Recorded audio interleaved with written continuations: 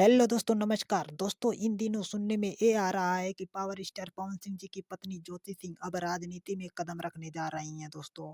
दोस्तों, हमें मिली जानकारी के अनुसार ज्योति सिंह बिहार के काराकाट विधानसभा क्षेत्र से चुनाव लड़ने जा रही हैं दोस्तों।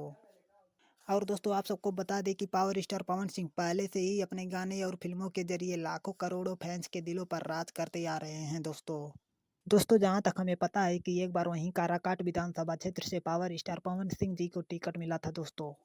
लेकिन बाद में उन्होंने चुनाव लड़ने से इनकार कर दिया था दोस्तों।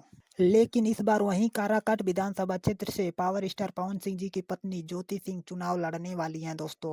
दोस्तों, अगर ज्योति सिंह काराकाट विधानसभा से चुनाव लड़ती हैं तो अब देखना ये होगा कि क्या पावर स्टार पवन सिंह जी उस क्षेत्र में जाकर अपने पत्नी ज्योति सिंह का चुनाव प्रचार करेंगे, जहां से उन्होंने एक बार चुनाव लड़ने से इनकार कर दिया था। तो चलिए दोस्तों, इस वीडियो को यहीं पर ख़त्म करते हैं दोस्तों। अगर ये वीडियो हमारा आप सबको अच्छा लगा हो तो लाइक, कमेंट और सब्सक्राइब ज़रूर करिएगा दोस्तों। चलिए, धन्यवाद दोस्तों।